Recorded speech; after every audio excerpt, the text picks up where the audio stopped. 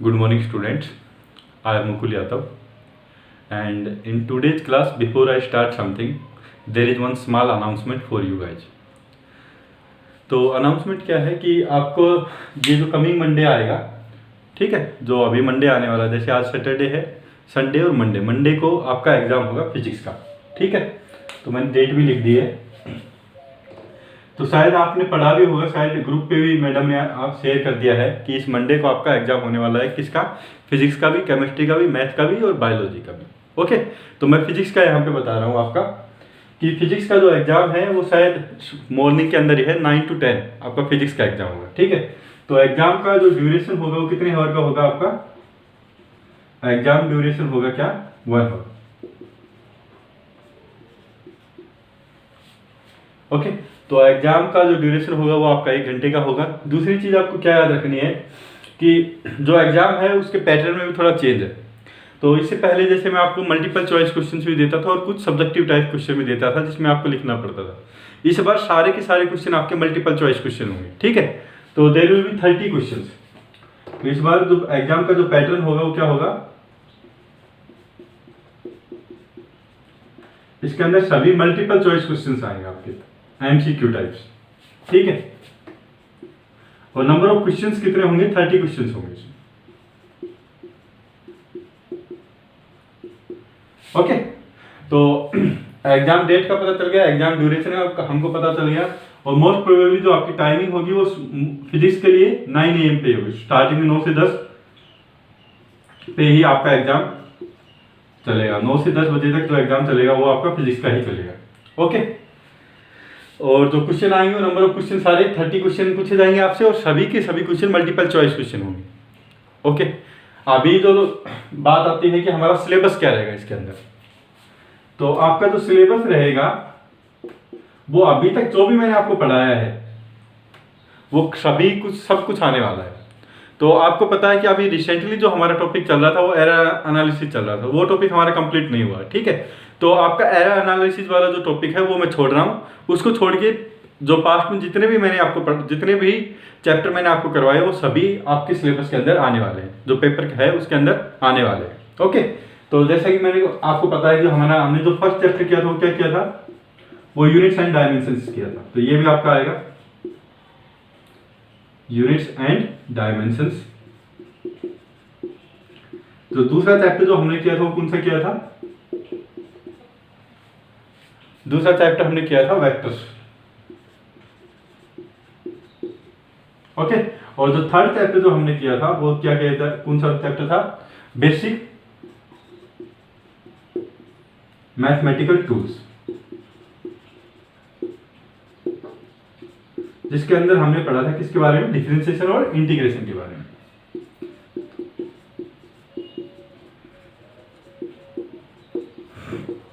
Differentiation और integration.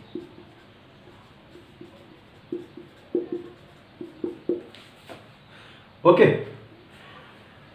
तो ये 3 चैप्टर आपके आने वाले हैं, units and dimension, vectors, basic mathematical tool. Error analysis वाला आपका नहीं आएगा। ओके, वो जब कंप्लीट हो जाएगा तो अगले एग्जाम में हम पूरा एरर एनालिसिस का आपका एग्जाम ले लेंगे पूरा।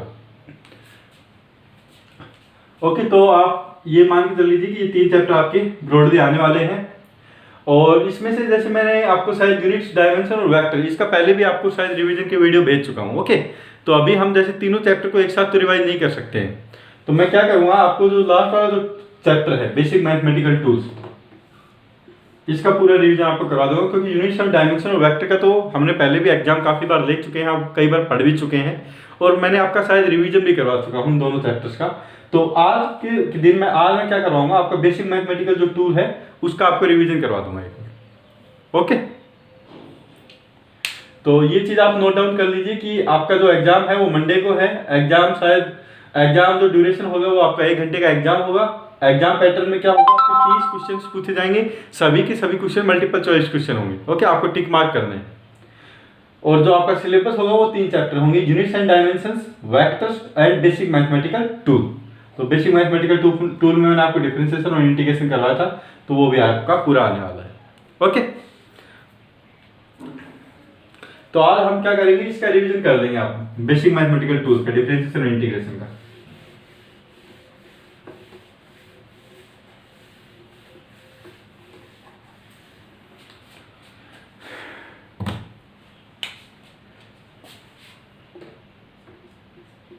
रिवीजन ऑफ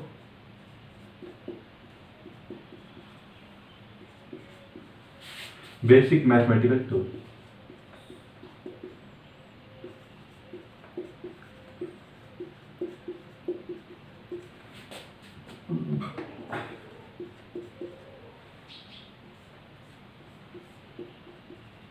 तो सबसे पहले तो हम देख लेते हैं किसका, डिफरेंशिएशन का।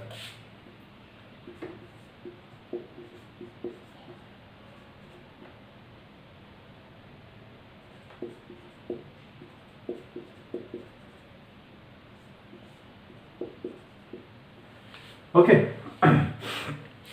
तो डिफरेंशिएशन का आपको देखिए, जो जितना भी चैप्टर है पूरा, जैसे हम डिफरेंशिएशन पढ़ेंगे इस चैप्टर के अंदर और इंटीग्रेशन पढ़ेंगे, सबसे जो इंपॉर्टेंट चीज़ है इस कंप्लीट चैप्टर के अंदर वो है आपके फॉर्मूले। आपको पूरे जो फॉर्मूले जितने भी हैं वो सारे याद रखने हैं, ठीक है। तो जो भी क्वेश्चन आपसे पूछे जाएंगे फिजिक्स के अंदर, तो बेसिक आपको डायरेक्ट फॉर्मूले में से ही पूछे जाएंगे। ओके, तो कोई भी आपको ऐसी कॉम्प्लेक्स चीज़ें नहीं दी जाएगी। डायरेक्टली अगर आपको फॉर्मूला आता है अच्छे से, तो आप definitely you will be in the position to handle each and every question. Okay, तो आपको जितने भी फॉर्मूले हैं वो पूरे याद रखने हैं इसके अंदर, पूरे डिफरेंशिएशन के अंदर भी और इंटीग्रेशन के अंदर भी। ओके, और जितने भी आपके क्वेश्चन बनेंगे वो आप देखेंगे डायरेक्टली आप फॉर्मूला ही उनके अंदर सब्स्टिट्यूट करना है और डायरेक्टली आप आंसर फाइंड आउट कर सकते हैं किसी भी प्रॉब्लम का। ओके, तो डिफरेंशिएशन के अंदर मैं जितने भी फॉर्मूले थे, जो इंपॉर्टेंट फॉर्मूले थे, वो सारे अभी लिख रहा हूँ बारी बारी से, तो आप उनको याद करते हुए भी चलना। तो जो सबसे जो इंपॉर्टेंट फॉर्मूला था वो था किसी भी एल्जेब्रिक फंक्शन का डिफरेंशिएशन में कैसे कर सकता हूँ। तो सपोज कर लीजिए कि आपको क्या दिया हुआ है, डिफरेंशिएशन आपको करना है x raise to power n का। ओके, बहुत इंपॉर्टेंट फॉर्मूला है, बहुत बार यूज होता है, बहुत जगह यूज होता है। तो इसका डिफरेंशिएशन आप कैसे करेंगे, तो इसके लिए मैंने आपको एक ट्रिक बताई थी क्या, कि x की पावर n है, तो पावर तो आप क्या लेके आ जाएंगे, मल्टीप्लीकेशन के अंदर लेके आ जाएंगे, into x raise to power में से आप एक रिड्यूस कर देंगे, पावर आपकी आगे आ जाएगी, पावर में से आपने एक रिड्यूस कर दिया। ओके, तो सिमिलरली इसी पैटर्न के ऊपर मैंने पूछा आपको कि डिफरेंशिएशन क्या होगा किसका, x स्क्वायर का, तो आप बोलेंगे पावर आगे आ गई, पावर में से एक आपने कम कर दिया, 2 - 1 आपका 1 आ गया, तो ये आपका आंसर हो जाएगा। ठीक है, इसी तरह से आपको फ्रैक्शन में भी दे सकता है पावर, तो आपको जैसे दे दिया डिफरेंशिएशन आपको करना है किसका, x की पावर 7/2 का, तो आप क्या करेंगे, पावर आपके आगे आ जाएगी, पावर में से एक रिड्यूस कर देंगे, 7/2 - 1, तो मैंने डायरेक्टली लिख दिया, वो क्या आ जाएगा आपका 5/2। ओके, तो आपको याद तो केवल यही रखना है, याद आपको यही रखना है, ये वाले क्वेश्चन तो आप डायरेक्टली इसी फॉर्मूला को अप्लाई करके आप निकाल सकते हैं। ओके, एक और जैसी चीज पूछ सकता हूँ, सपोज कर दीजिए कि नीचे आपको दे दिया dy/dx ऑफ, ये दे दिया आपको 1/√x, इसका आप डिफरेंशिएशन कैसे करेंगे, तो आपको पता है कि इसको आप क्या लिख सकते हैं, √x नीचे है तो x की पावर 1/2 है, ऊपर जाके x की पावर -1/2 आ गया, तो इसको मैं ऐसे लिख सकता हूँ dy/dx ऑफ x की पावर -1/2। अभी आप इसका डिफरेंशिएशन कर सकते हैं, आप क्या करेंगे कि पावर तो आपकी क्या आ जाएगी, आगे आ जाएगी -1/2, और पावर में से आप एक रिड्यूस कर देंगे, तो -1/2 -1, तो x की पावर -3/2 आ जाएगा आपका आंसर, तो ये आपका आंसर हो जाएगा। ओके, तो ये तो शायद आपको क्लियर हो गया होगा, किसी भी डिफरेंशिएशन का कोई भी अलजेब्रिक फंक्शन है तो उसका हम डिफरेंशिएशन कैसे कर सकते हैं। ओके, उसके बाद हमने देखे थे कुछ ट्रिग्नोमेट्रिक फंक्शन। ओके, तो ट्रिग्नोमेट्रिक फंक्शन जैसे हमने देखा था d/dx of sin x, d/dx of sin x का डिफरेंशिएशन क्या होता है आपका, cos x। सिमिलरली जैसे यहां पे मैंने कर दिया साइड में, डिफरेंशिएशन हमको करना है d/dx ऑफ cos x का डिफरेंशिएशन आपको करना है, तो cos x का डिफरेंशिएशन क्या होगा, -sin x। ठीक है, तो आपको ये डायरेक्टली याद रखने हैं, साइन का cos का माइनस साइन हो जाता है। 7th डिफरेंशिएशन सपोज कर लीजिए आपको करना है, अभी थर्ड वाला फंक्शन क्या आ गया, साइन आ गया, cos आ गया, हमारा tan x आ गया। tan का जो डिफरेंशिएशन होता है वो होता है आपका sec² x। ओके, आप इनको याद करने के लिए आप लिख के याद कीजिए एक बार, आप जब लिख के याद करेंगे तभी आपको ये चीजें याद रह पाएंगी। ओके, अगर आप जो भी प्रॉब्लम कर रहे हैं, बार बार आप फॉर्मूला देख रहे हैं पीछे से कि tan x का डिफरेंशिएशन मेरा क्या था, फॉर्मूला देख लिया, फिर आपने राइट कर दिया, तो देखिए ऐसे आप करेंगे तो कभी भी आप फॉर्मूला, आपको कभी भी डिफरेंशिएशन का जो फॉर्मूला है ये कभी भी याद नहीं हो पाएंगे आपको। ओके, तो थंब रूल क्या है आपका, थंब रूल यही है कि आप पहले याद कर लीजिए, उसके बाद जितने भी आप प्रॉब्लम कर रहे हैं उनको सोल्व कीजिए। ओके, और आप जब प्रॉब्लम सोल्व करते हैं तो आप पीछे की तरफ बार बार फॉर्मूला आपको नहीं देखना है, रिवाइज नहीं करना है। अगर आप फॉर्मूला बार बार देख रहे हैं तो आप क्वेश्चंस को सभी को छोड़ दीजिए, फिर से आप एक बार सारे फॉर्मूले जितने भी हैं उनको याद करना स्टार्ट कीजिए। ओके, तो जब आप प्रॉब्लम लगा रहे हैं, कोई भी प्रॉब्लम लगा रहे हैं, तो आप बार बार पीछे फॉर्मूला आपको नहीं देखना है, एक बार याद कर लेने हैं फॉर्मूले। और प्रॉब्लम जब आप लगाते हैं तो डायरेक्टली आपको प्रॉब्लम्स के अंदर डायरेक्टली आपको पता होना चाहिए कि मेरा फॉर्मूला क्या है। ओके, तो tan x का डिफरेंशिएशन क्या हो गया आपका, सीकेंट स्क्वायर x हो गया। अभी 8 जो एक और फंक्शन मेरा बच गया tan x की क्या बात बच गया, क्या, कोसिकेंट x। तो ये आपका होता है क्या, minus of cosecant x cot x। एक चीज याद रखिए, जैसे जिन जिन टर्म्स के आगे को आ रहा है, जैसे यहाँ पे को आया, यहाँ पे को आया, वहां पे तो माइनस साइन आता है, ठीक है। जिनके आगे को नहीं आ रहा उनके वहां पे पॉजिटिव साइन रहता है हमेशा। साइन के लिए आप ऐसे याद रख लीजिए, 9 d/dx of secant x। Secant x का डिफरेंशिएशन क्या होता है आपका, secant x tan x। Okay, 10th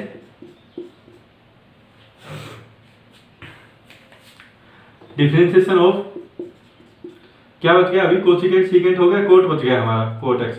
तो यहाँ पे को वाली टर्म आ गई तो माइनस साइन आएगा, और इसका डिफरेंशिएशन होता है कोट x का क्या, कोसिकेंट स्क्वायर x। ठीक है, तो ये 10 फॉर्मूले हैं आपको, मतलब 10 तो नहीं है, यहाँ पे 6 तो 5 तो ये है, एक ये याद रखना आपको, एक तो ये याद रखना है, फिर ये याद रखना है, ये भी याद रखना है, ये तो सभी आपको याद रखने पड़ेंगे। ओके, ये आप डायरेक्टली इसका यूज करते हुए आप निकाल सकते हैं। ओके, अभी जैसे कि मैंने आपको पूछा कि आपको फाइंड आउट करना है, सपोज कर लीजिए कि डिफरेंशिएशन आपको फाइंड आउट करना है 4 का, या कोई भी कांस्टेंट टर्म है, तो कितना डिफरेंशिएशन आएगा। तो हमेशा याद रखिए, कांस्टेंट को कभी भी टर्म आ जाती है तो उसका डिफरेंशिएशन हमेशा 0 होता है, क्योंकि कांस्टेंट डिफरेंशिएशन क्या होता है, चेंजमेंट होता है किसी के अंदर, चेंज। ठीक है, कांस्टेंट टर्म है तो उसका में कोई चेंज आएगा ही नहीं। या फिर आप कैसे कर सकते हैं, जैसे c है, इसके आगे आप क्या लगा दीजिए x की पावर 0। x की पावर 0 क्या होता है आपका 1। ओके, तो c आपने बाहर ले लिया, x की पावर 0 का आप डिफरेंशिएशन करेंगे तो पावर तो आपके आगे आ जाएगी और पावर में से 1 कम हो जाएगा। तो 0 से आप किसी भी संख्या को मल्टीप्लाई करेंगे तो ऑटोमेटिकली क्या हो जाता है आपका 0। ठीक है, तो डिफरेंशिएशन ऑफ एक कांस्टेंट टर्म आपको याद रखना है, वो हमेशा क्या होता है आपका 0 होता है। ओके,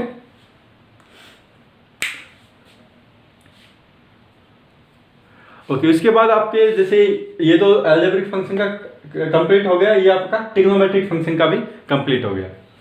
अभी हमको फॉर्मूले देखने हैं किसके, एक तो हमारा लॉगरिथमिक फंक्शन, दूसरा अलजेब्रिक फंक्शन, सॉरी दूसरा आपका हो जाएगा एक्सपोनेंशियल फंक्शन, सॉरी।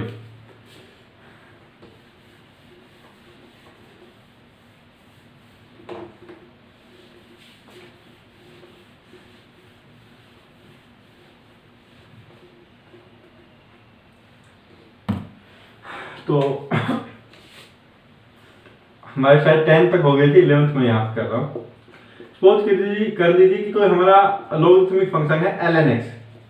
मैंने आपको ऑलरेडी बताया हुआ है लॉगरिथमिक में कि लॉग में हमेशा क्या होता है, उसका कुछ बेस होता है और ये होता है आर्ग्यूमेंट। ठीक है, ये तो बेस होता है, ये आर्ग्यूमेंट होता है। अगर आपका बेस e है तो उसको हम लिख सकते हैं क्या, ln b। ln b का क्या मतलब है कि इसका बेस क्या है आपका e।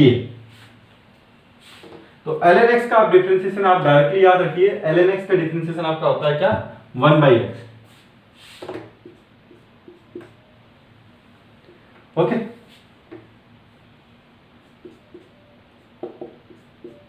d/dx of, I suppose कर लीजिए कोई बेस है log of a into x, इसका डिफरेंशिएशन क्या आएगा, तो इसका आपका डिफरेंशिएशन होता है क्या, 1/x। तो ऐसे कैसे आ जाएगा। ओके, इसका डिफरेंशिएशन करने के लिए आप क्या कीजिए, आपको एक थोड़ा सा इजी मेथड बता देता हूँ। आपको ln x का पता चल गया जैसे, तो आप क्या कीजिए, आप इसको कैसे लिखते हैं, log ऑफ ax को, इसको d/dx आप ऐसे कर लीजिए, log x divided by log a। ठीक है, तो ये मैंने आपको बताया था कि कोई भी जैसे लॉगरिथमिक फंक्शन है, log of a base a b, इसको मैं ऐसे लिख सकता हूँ, log b divided by log a, और यहाँ पे कोई भी बेस लगा सकता हूँ। ठीक है, जो भी मेरे मन में आए मैं वही बेस इन दोनों पे यहाँ पे लगा सकता हूँ, इसी को हम बेस चेंज प्रॉपर्टी बोलते हैं। ओके, तो मैंने क्या किया यहाँ पे यहाँ पे मैंने बेस लगा दिया e, यहाँ पे बेस लगा दिया e। अब ये तो आपको पता है log e a, ये तो कोई कांस्टेंट टर्म है, a की वैल्यू कुछ भी हो सकती है, 4 5 6, तो कोई भी कांस्टेंट टर्म है, जैसे 4 5 6 हमारी कांस्टेंट टर्म होती है, तो इसको तो क्या ले सकता हूं मैं, बाहर ले सकता हूं, तो 1/log ऑफ e a, और ये क्या हो गया आपका log e x, तो ln x ही हो गया ये, ठीक है, और डिफरेंशिएशन ऑफ ln x आ गया आपका d/dx ऑफ ln x, तो ये आपका क्या हो जाएगा log e a, इसको भी मैं ln लिख सकता हूं 1/ln a, और ln x का डिफरेंशिएशन होता है आपका क्या 1/x। ओके, तो आप ऐसे याद कर सकते हैं, या तो डायरेक्टली आप फॉर्मूले से याद कर दीजिए log of a log x having base a, तो इसका डिफरेंशिएशन क्या होता है 1/ln a इंटू 1/x। ठीक है, तो लोगरिथमिक का हमारा कंप्लीट हो गया। इसी के साथ एक होता है हमारा क्या एक्सपोनेंशियल फंक्शन, तो एक्सपोनेंशियल d/dx ऑफ e की पावर x, इसका हम करेंगे। तो ये एकमात्र ऐसा फंक्शन होता है जिसका डिफरेंशिएशन भी सेम होता है, इंटीग्रेशन भी सेम होता है, वही फंक्शन के इक्वल आता है, तो ये आपका आता है क्या e की पावर x ही। एक और आप याद रख लीजिए कि आपको सपोज कर लीजिए a की पावर x दे दिया, इसका डिफरेंशिएशन क्या होगा, तो इसका जो डिफरेंशिएशन आपका आता है वो आता है क्या a की power x ln of a। Okay, एक और आप लोगरिथमिक में प्रॉपर्टी याद रख लीजिएगा कि कभी भी log उसका आर्गुमेंट और बेस दोनों सेम हो तो वो हमेशा किसके इक्वल होता है 1 के इक्वल होता है। ठीक है, तो यहाँ पे भी अगर आपका एक ही जगह e पुट करें तो e की पावर x ln e आ जाएगा, तो log अब आपको पता है ln क्या होता है log e, और ये बेस e, तो ये 1 के इक्वल आ जाता है। ठीक है, तो दैट्स व्हाई ये क्या आता है e की पावर x आता है। ठीक है, तो कुछ नहीं करना है आपको, केवल देखिए जितनी भी प्रॉब्लम दी जाएगी, चाहे डिफरेंशिएशन हो चाहे इंटीग्रेशन हो, वो डायरेक्टली आप देखेंगे यही फॉर्मूले डायरेक्टली वहां पे यूज हो रहे हैं। ओके, वो मिक्स टाइप के फंक्शन दे देंगे, कभी पे अलजेब्रिक वाला दे दिया, जैसे sin x plus x square आपको पूछ लिया, इसका डिफरेंशिएशन बताओ भाई, कि y इक्वल टू आपको दे देगा जैसे sin x plus x square दे देगा, तो आपको पता है कि dy/dx आप सीधा निकाल देंगे, sin x का cos x होता है और x स्क्वायर का 2x होता है। तो इस तरह की ही प्रॉब्लम आपको पूछी जाएगी, सिंपल प्रॉब्लम्स। ओके, अगर आपको फॉर्मूला आता है डायरेक्टली तो you will be in the position to like handle each and every problem, कि कहीं पे भी आपको दिक्कत नहीं आने वाली है। ओके, तो डिफरेंशिएशन के हमारे इतने ही फॉर्मूले थे, आपको ये सभी फॉर्मूले आपको याद रखने हैं। ओके, अभी हम देख लेते हैं इंटीग्रेशन के क्या फॉर्मूले हैं। इंटीग्रेशन हम यहाँ पे देख लेते हैं, उसके बेसिक फॉर्मूले जितने भी हैं वो हम कवर करवा लेते हैं। Okay, 1 minute.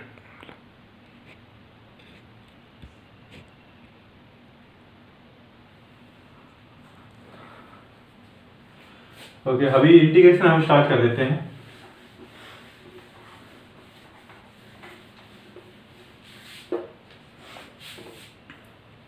ओके, एक इसकी थोड़ी एप्लीकेशन भी आप याद रख लीजिए कि जो एप्लीकेशन होती है डिफरेंशिएशन की वो क्या होती है, मैक्सिमम मिनिमा होती है, कि किसी भी फंक्शन का मैक्सिमा और मिनिमा हम फाइंड आउट कर सकते हैं with the help of maximum minima of a function. हम फाइंड आउट कर सकते हैं किसकी हेल्प से, डिफरेंशिएशन की हेल्प से। ठीक है, तो सपोज कर लीजिए कि आपको कोई फंक्शन दिया हुआ है y equal to f of x, ये आपको कोई फंक्शन दिया हुआ है। ठीक है, तो आपको कोई मैक्सिमा और मिनिमा की अगर वैल्यू निकालनी है, फॉर मैक्सिमा और मिनिमा आप क्या करेंगे, फॉर मैक्सिमा या फिर मिनिमा, उसके लिए आप क्या करेंगे, जो डिफरेंशिएट करेंगे इसको dy/dx को। ठीक है, तो डिफरेंशिएशन करेंगे इसका, और उसके बाद dy/dx को किसके इक्वल सब्स्टिट्यूट कर देंगे, 0 के इक्वल सब्स्टिट्यूट कर देंगे। ओके, तो यहां से जब आप डिफरेंशिएट करेंगे dy/dx को, तो मैं इसको लिख सकता हूं dy/dx को ही कि dy/dx is equal to f dash x is equal to 0। तो यहाँ पे आपको काफी वैल्यू मिल जाएंगी, कुछ भी वैल्यू मिल सकती है आपको। सपोज कर लीजिए कि x1 मिल गया, x2 मिल गया, x3 मिल गया। ठीक है, तो ये जितनी भी वैल्यू आई है x1 x2 x3, जब आपने डिफरेंशिएट किया और उसके बाद इसको इक्वेट किया 0 के इक्वल, ठीक है, तो आपको एक इक्वेशन मिल जाएगी। उस इक्वेशन को आप जब सोल्व करेंगे तो आपको सपोज कर लीजिए कि उस इक्वेशन को जब आपने रूट निकाले उस इक्वेशन के, तो आपको मिल गया x1 x2 और x3। ठीक है, तो ये वो सभी वैल्यूज आ गई जिसके ऊपर क्या हो सकता है, हमारा जो फंक्शन है वो मैक्सिमा भी हो सकता है, मिनिमा भी हो सकता है। ओके, f ऑफ x1 पे मैक्सिमा भी हो सकता है, मिनिमा भी हो सकता है, x2 पे मैक्सिमा हो सकता है, मिनिमा हो सकता है। ठीक है, तो अगर आपका मैक्सिमा आएगा या फिर मिनिमा आएगा, उसके लिए हम क्या करेंगे, double differentiation test. Double differentiation test.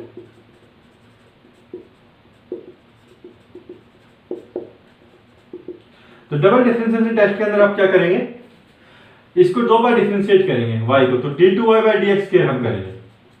ठीक है, तो एक बार तो हम डिफरेंशिएट ऑलरेडी यहाँ पे कर चुके हैं, तो ये आ जाएगा आपका क्या, dy/dx ऑफ dy/dx, इसको हम ऐसे ले सकते हैं, और इसको हम लिख सकते हैं क्या, f"x।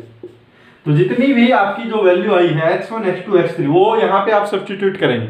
ओके, और अगर आपकी जो वैल्यू आती है f"x की वो लेस देन 0 आती है, तो उस वैल्यू पे क्या होगा, आपका मैक्सिमा होता है, और आपकी f"x की वैल्यू अगर ग्रेटर देन 0 आती है तो उस वैल्यू पे क्या होता है, आपका मिनिमा होता है। तो बेसिक आपको थोड़ा सा और रिवाइज करने के लिए मैं एक प्रॉब्लम दे देता हूं आपको। सपोज कर लीजिए कि आपको कोई फंक्शन दिया हुआ है y = x² + 2x - 4। ओके, ये फंक्शन आपको दिया हुआ है, आपको फाइंड आउट करना है कि किस वैल्यू के ऊपर ये मैक्सिमा वैल्यू देगा या फिर मिनिमा वैल्यू देगा, वो आपको फाइंड आउट करना है। सबसे पहले आप क्या करेंगे, इसका डिफरेंशिएशन करेंगे। सो dy/dx = वो आप बोलेंगे x² का डिफरेंशिएशन 2x और 2 इसका डिफरेंशिएशन आपका आ गया +2। ओके, 4 का डिफरेंशिएशन आपको पता है वो क्या हो जाता है, आपका 0। फॉर मैक्सिमा मिनिमा क्या करूंगा आप, फॉर मैक्सिमा मिनिमा आप क्या करेंगे, इसका डिफरेंशिएशन को सब्स्टिट्यूट कर देंगे 0 के इक्वल, dy/dx = 0। तो ये आपका हो जाएगा क्या, 2x + 2 = 0। x की वैल्यू आपकी आ जाएगी -1। x की वैल्यू -1 पे या तो आपका मैक्सिमा हो सकता है या फिर मिनिमा हो सकता है। तो वहां पे क्या मैक्सिमा आएगा या मिनिमा आएगा, उसको वो आप कैसे चेक करेंगे, वो आप चेक करेंगे किससे, डबल डिफरेंशिएशन टेस्ट से। तो आप क्या करेंगे, यहाँ पे d2y/dx की आप फाइंड आउट करेंगे। तो dy/dx तो आप ऑलरेडी फाइंड आउट कर चुके हैं, तो dy/dx क्या होता है आपका 2x + 2, इसका आप डिफरेंशिएट कर देंगे। आप जब डिफरेंशिएशन करेंगे इसका तो +2 वैल्यू आ गई आपकी। ओके, 2x का डिफरेंशिएशन आप करेंगे तो 2 आ गई, यहाँ पे 0 आ गई, तो ये आपकी आई है क्या, पॉजिटिव वैल्यू ग्रेटर देन 0। तो यहाँ पे क्या आएगा आपका मिनिमा। ओके, तो एट x = -1 आपका जो फंक्शन देगा वो मिनिमा वैल्यू देगा। ओके, एक तो आपको पूछ सकता है कि at what value of x it will give minima value, तो आप क्या बोलेंगे, आपको आंसर जैसे ऑप्शन दे देगा 1 2 -1 3, तो आप लगा देंगे क्या, -1 पे ये मिनिमा वैल्यू देगा। दूसरा क्वेश्चन क्या पूछ सकता है इसी के अंदर कि आपकी मिनिमम वैल्यू कितनी होगी, what will be the minimum value of the function. तो उसके लिए आप क्या करेंगे, मिनिमम वैल्यू कहाँ पे दे रहा है फंक्शन, x = -1 पे, यही वैल्यू आप यहाँ पे सब्स्टिट्यूट कर देंगे। ओके, तो y मिनिमम वैल्यू कितनी आ जाएगी आपकी, x की वैल्यू -1 सब्स्टिट्यूट करेंगे, -1 का होल स्क्वायर प्लस में 2 × -1 प्लस माइनस में 4, तो ये आपकी आ जाएगी क्या, 1 - 2 - 4, तो आपका आंसर कितना आ जाएगा, ये आपका आ जाएगा -5। ओके, तो ये मिनिमम वैल्यू होगी इसकी।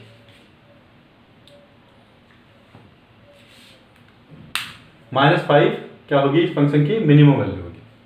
तो इस तरह से आप किसी भी प्रॉब्लम को यहाँ पे सोल्व कर सकते हैं। ओके, तो डिफरेंशिएशन आपका इसी के साथ कंप्लीट हो जाता है। रिवीजन डिफरेंशिएशन का बेसिक यही है। डिफरेंशिएशन में एक तो आपका मैक्सिमम मिनिमा वाली प्रॉब्लम पूछ सकता है, दूसरा आपको क्या पूछ सकता है, बेसिक डिफरेंशिएशन पूछ सकता है। तो उसके लिए आपको सारे फॉर्मूले जितने भी हमारे वो पूरा आपको आना चाहिए।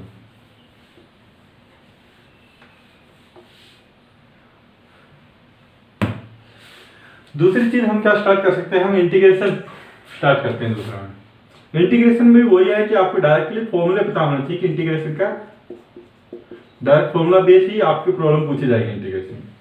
ओके, तो सबसे पहले तो इंटीग्रेशन हम देख लेते हैं किसका, किसी भी अलजेब्रिक फंक्शन का।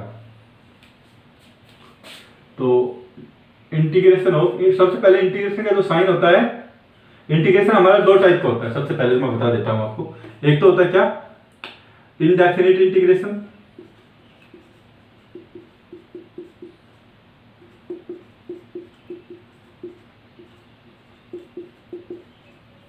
एक होता है क्या, डेफिनिट इंटीग्रेशन।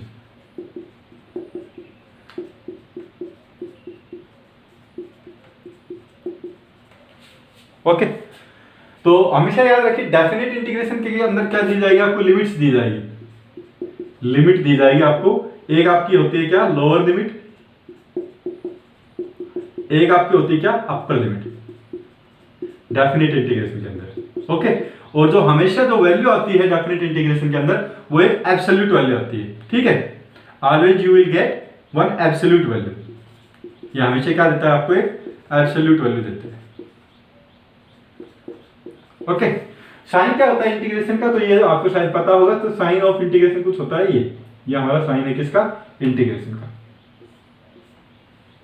ठीक है, अगर मैं बात करूं इनडेफिनिट इंटीग्रेशन की, तो इनडेफिनिट इंटीग्रेशन में आपको कोई भी लिमिट नहीं दी जाती है। प्लस इसके अंदर क्या आता है, हमेशा लास्ट के अंदर जब आप इनडेफिनिट इंटीग्रेशन करेंगे तो लास्ट में एक कांस्टेंट टर्म आती है, always gives a constant term. ठीक है, और इसमें कभी भी आपको एब्सोल्यूट वैल्यू नहीं मिलेगी इनडेफिनिट इंटीग्रेशन के अंदर। इसके अंदर आपको एक एक्सप्रेशन मिलेगा। ओके, और डेफिनेट इंटीग्रेशन के अंदर कभी भी आपको कांस्टेंट टर्म नहीं मिलेगी। तो ये डिफरेंस होता है इंडेफिनिट में और डेफिनेट में। बाकी जो इंटीग्रेशन का प्रोसेस होता है वो दोनों के अंदर सेम ही होता है। ओके, तो सबसे पहले तो हम इंडेफिनिट इंटीग्रेशन कर लेते हैं और उसके कुछ बेसिक फॉर्मूले देख लेते हैं। तो जो पहला देख लेते हैं हम किसके लिए, अलजेब्रिक फंक्शन के लिए। सपोज कर लीजिए कि आपको इंटीग्रेशन करना है, वो करना है x की पावर n का। ठीक है, आप ऐसे कभी भी नहीं लिख सकते हैं x की पावर x का n का इंटीग्रेशन कीजिए, ऐसा नहीं होगा। आपको हमेशा जो इंटीग्रेशन जो करना होता है with respect to some variable करना होता है। तो यहाँ पे जैसे x है हमारा वेरिएबल, तो जो वेरिएबल होता है वो आगे आ जाता है dx की फॉर्म में, x की पावर n इंटू dx। तो इसका मतलब जब आप इंटीग्रेट कर रहे हैं, ये तो आपका होता है क्या, इंटीग्रेंट, और ये जो आपका होता है ये वेरिएबल होता है जिसके रेस्पेक्ट में आप क्या कर रहे हैं, वेरिएबल विद रिस्पेक्ट टू विच आप क्या कर रहे हैं, इंटीग्रेशन कर रहे हैं।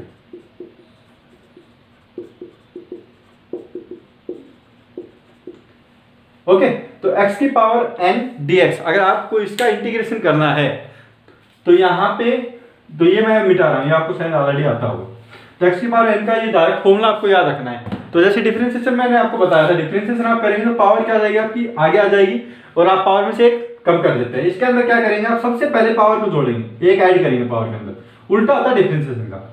तो n+1 एक तो पावर ऐड करेंगे और उसके बाद पावर से ही डिवाइड कर देंगे कंप्लीटली, n+1।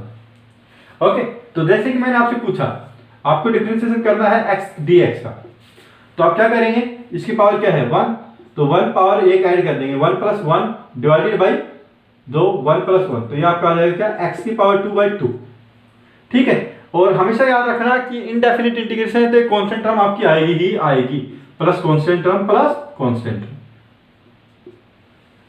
ओके, आप कैसे वेरीफाई कर सकते हैं कि आपका आंसर सही है गलत है, तो आप क्या कर लीजिए, आप जब इसका डिफरेंशिएट करेंगे, आपने इंटीग्रेट करके ये आया आपका, अगर आपको जो इंटीग्रेट करने के बाद आया उसका आप डिफरेंशिएट करेंगे तो आपको पहला वाला इंटीग्रेट आपको मिल जाएगा। तो जैसे इसका आप इंटीग्रेट करते हैं, x² का इंटीग्रेशन करेंगे तो आप क्या हो जाएगा, 2x, 2 से 2 आपका कैंसिल हो जाएगा, तो x बच जाएगा आपका। कांस्टेंट टर्म का इंटीग्रेशन क्या होता है, 0। तो आप देख रहे हो क्या बच गया आपका x, तो x यहाँ पे था जो जिस टर्म का आप क्या कर रहे थे, इंटीग्रेशन कर रहे थे। ओके, ऐसे कुछ और भी टर्म देख सकते हैं कि आपको सपोज कर लीजिए पूछ लिया x² dx, तो इसका आप इंटीग्रेशन करेंगे तो क्या आएगा आपका 2+1 डिवाइडेड बाई 2+1, पावर में एक ऐड किया और पावर को नीचे लेके आ गया, तो ये आपका आ जाएगा x³ 3। ओके, तो ये आपने देख लिया है अलजेब्रिक फंक्शन का इंटीग्रेशन हम कैसे करते हैं। उसके बाद हम देखेंगे किसका, ट्रिग्नोमेट्रिक फंक्शन का। तो ट्रिग्नोमेट्रिक फंक्शन आपको वही याद रखने हैं कि sin x का जैसे आपको इंटीग्रेशन पूछ लिया कि कितना होता है, तो ये होता है क्या, -cos x + c। आप कैसे याद कर सकते हैं, आप याद इसी तरह से कर सकते हैं कि जब मैं इसका डिफरेंशिएशन करूं तो आपको इंटीग्रल मिलना चाहिए। तो cos x का डिफरेंशिएशन आपको होता है क्या, -sin x, तो दैट्स व्हाई यहां से माइनस होकर आपका क्या हो जाएगा, +sin x हो जाएगा। ओके, इंटीग्रेशन मैंने आपको पूछा किसका, आपको पूछा मैंने इंटीग्रेशन किसका, cos x का। ठीक है, तो आपको पता है ये कितना आ जाएगा, sin x + c, क्योंकि आप sin x का डिफरेंशिएशन करेंगे तो आपका सीधा cos x मिलता है, c का तो 0 हो ही जाता है।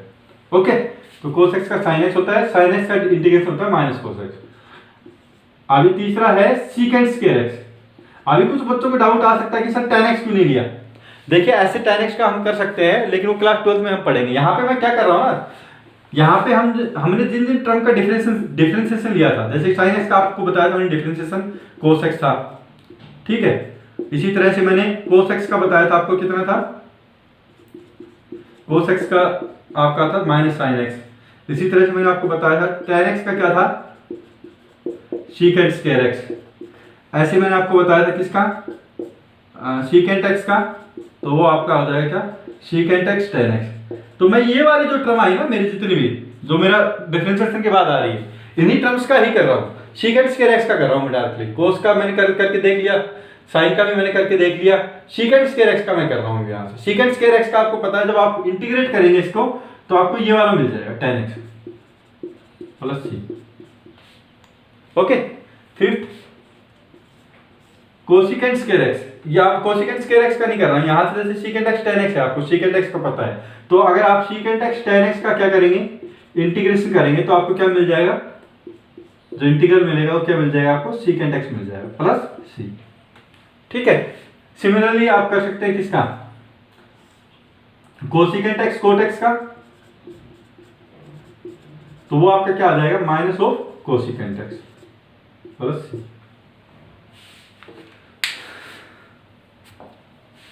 ओके, तो यहां से उल्टा भी आप करके देख लीजिए, अगर आपको थोड़ा बहुत डाउट है तो इसका डिफरेंशिएशन आप करेंगे तो इंटीग्रेशन कर लेंगे, ठीक है। तो sin cos tan secant cosecant हो गया आपका, और उसके बाद सेवंथ है आपका कोसिकेंट स्क्वायर x आपको दिया हुआ, सपोज कर लीजिए इसका इंटीग्रेशन आपको पूछ लिया कोसिकेंट स्क्वायर x का, तो ये आपका क्या हो जाएगा माइनस cot x।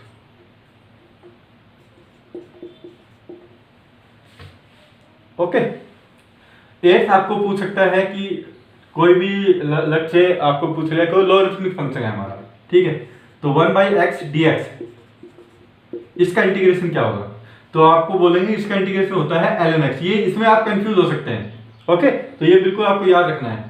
और जितनी भी टर्म है उनके आगे कांस्टेंट आएगा, तो 1/x dx का इंटीग्रेशन क्या होगा आपका ln x plus some constant c, क्योंकि ln x का डिफरेंशिएशन क्या होता है 1/x होता है।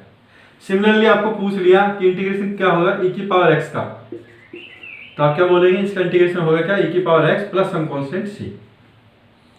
ओके, तो यही बेसिक फॉर्मूले हैं जो आपको क्या करने हैं याद रखने हैं, किसके केस में इंटीग्रेशन के केस में। ओके, तो इनडेफिनिट इंटीग्रेशन आपका कंप्लीट हो जाता है। अभी मैं रिवाइज करवा देता हूं किसको डेफिनिट इंटीग्रेशन का। तो डेफिनिट इंटीग्रेशन को हम एक प्रॉब्लम की हेल्प से समझेंगे।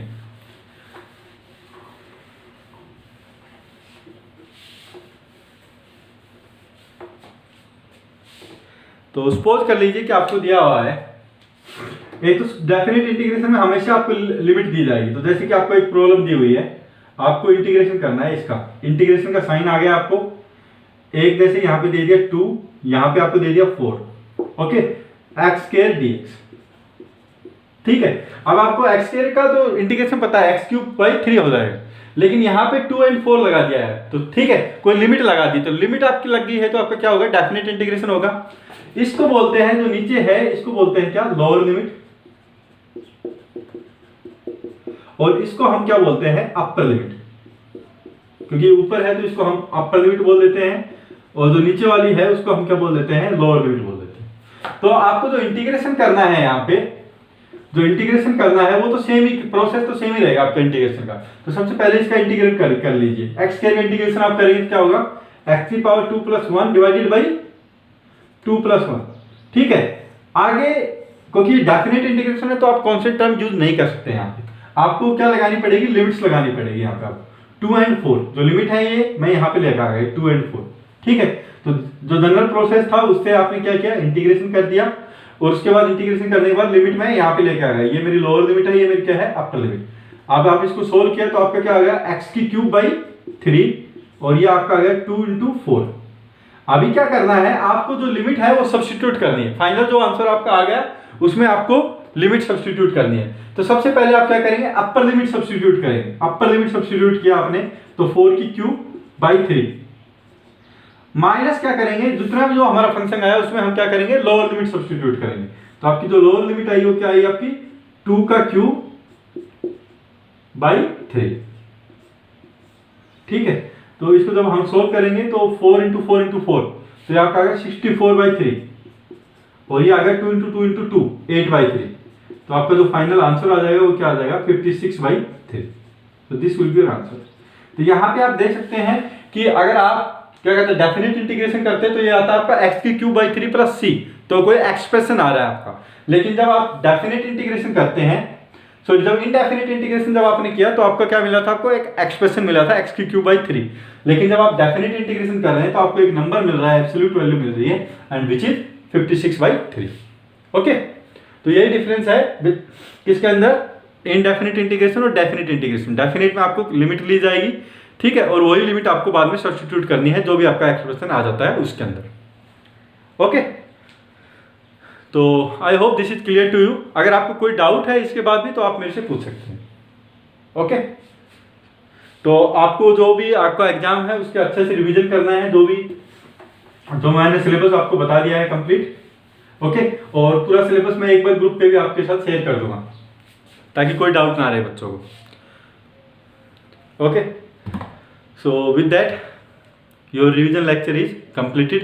If you have any doubt then you can ask me. Thank you.